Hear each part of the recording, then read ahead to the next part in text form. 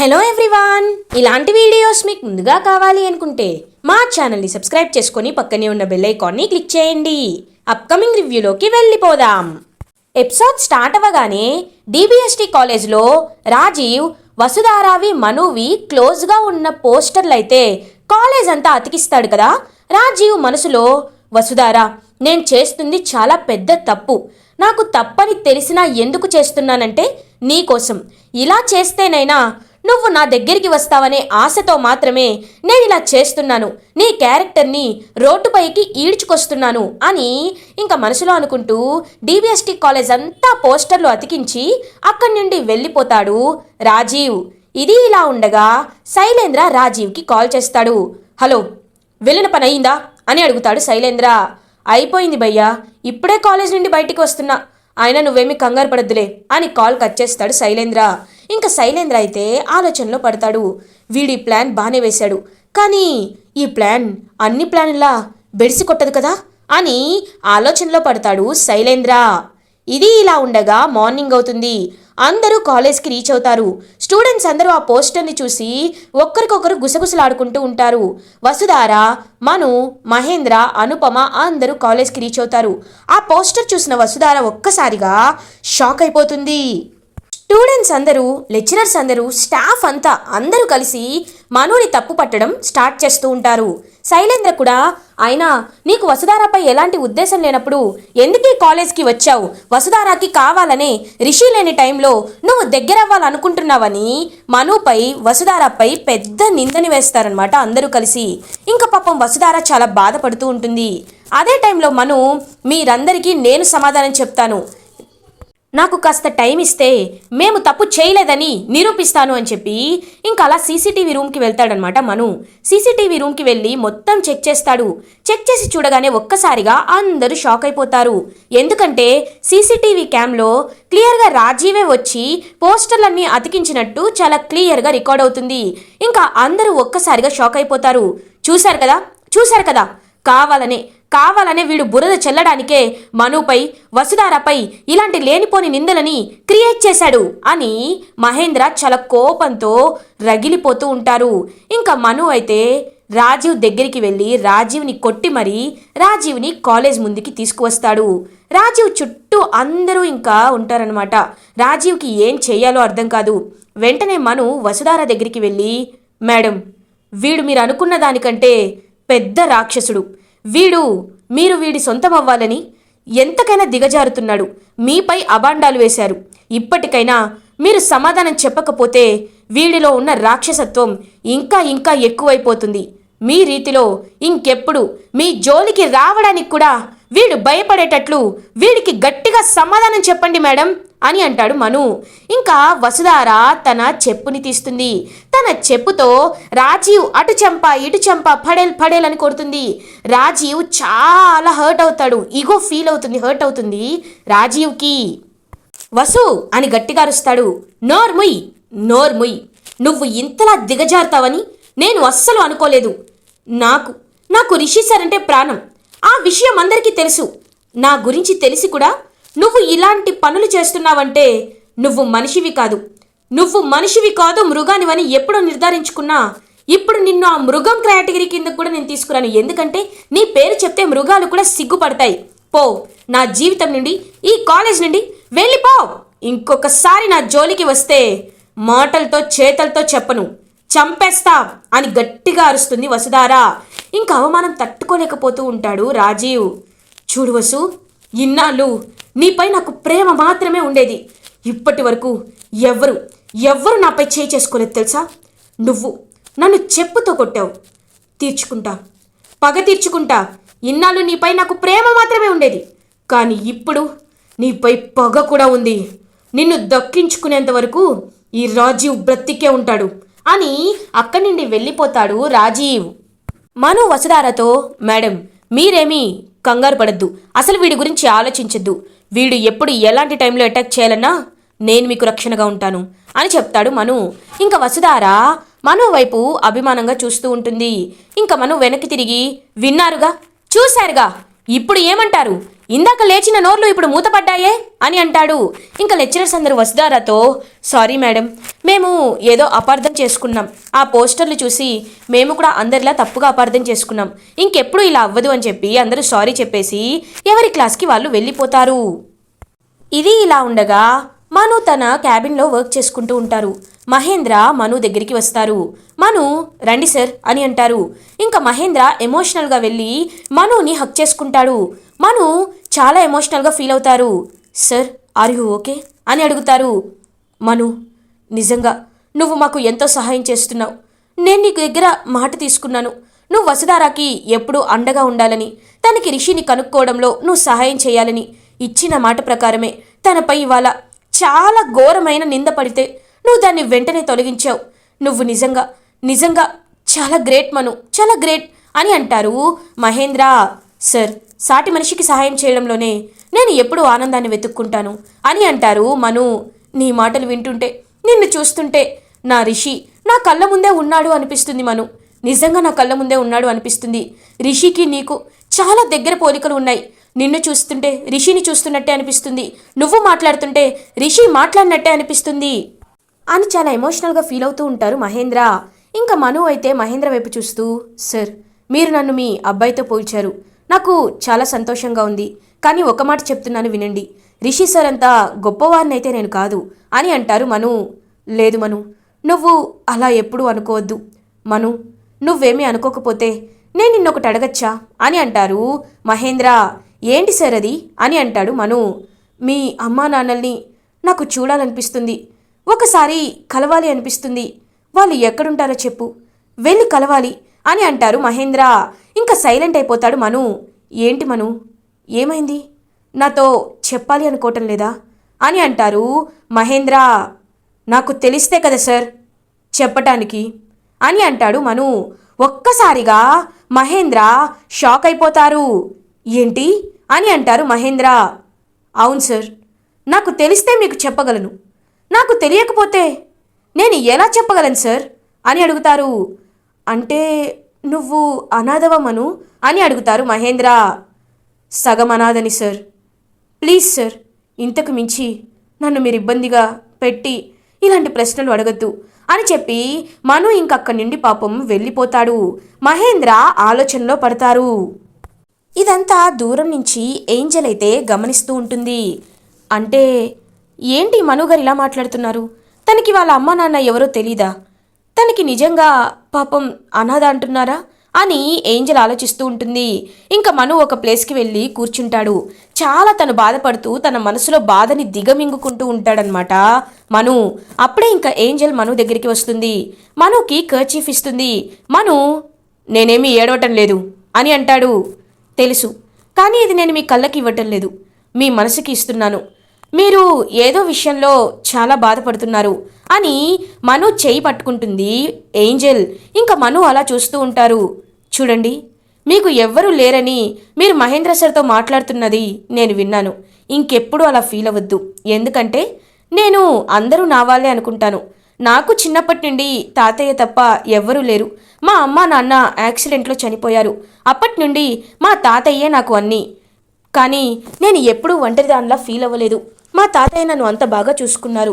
మీరు ఒంటరితనంగా ఫీల్ అవుతున్నారంటే నేను మీ బాధని అర్థం చేసుకోగలను.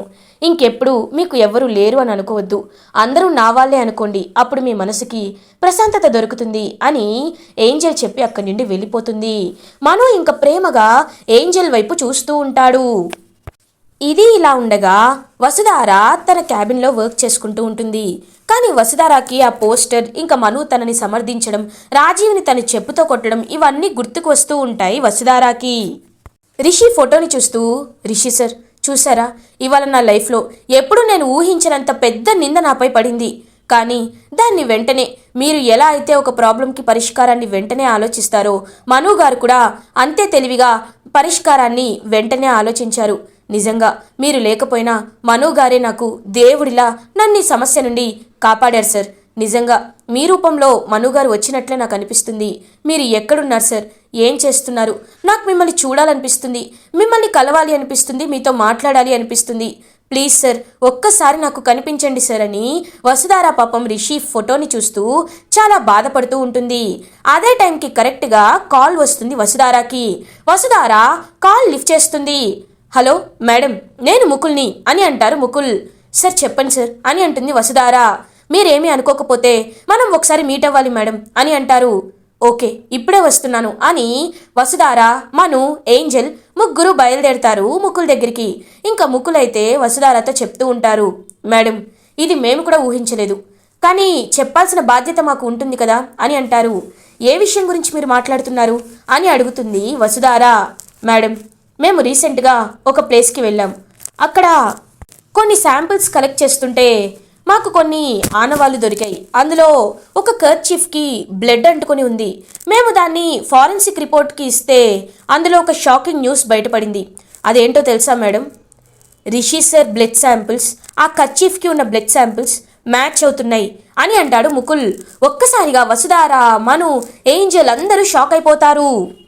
మను అంటే రిషి సార్ అని అంటారు.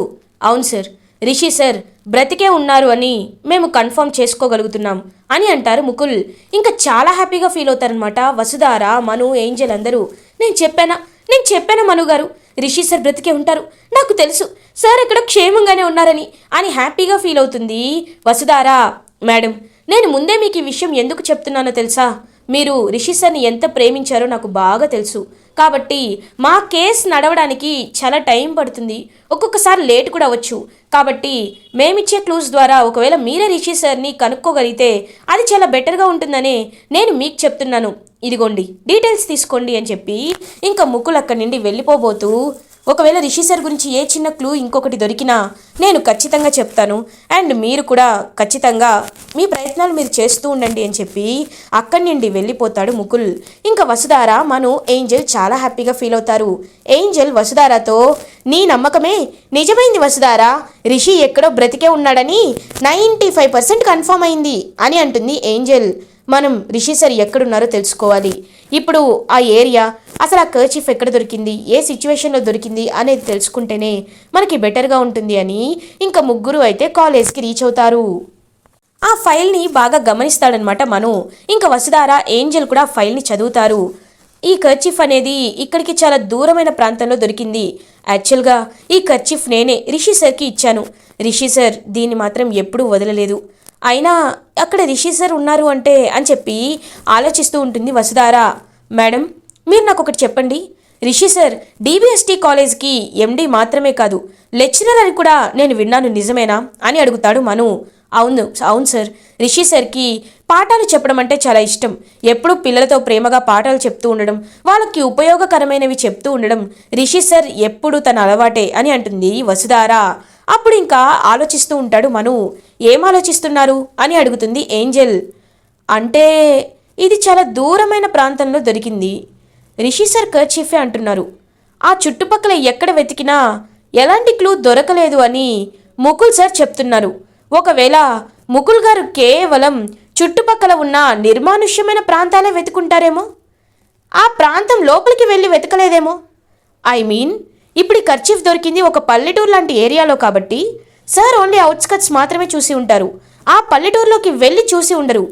రిషి సార్కి చదువు అంటే చాలా ఇష్టం కాబట్టి, జ్ఞానం ఇవ్వడం అంటే చాలా ఇష్టం కాబట్టి, ఒకవేళ ఏ టీచర్గానో లెక్చరర్గానో రిషి సార్ ఇక్కడ పనిచేస్తూ ఉండే అవకాశం ఉంటుంది కదా అని అంటారు మను.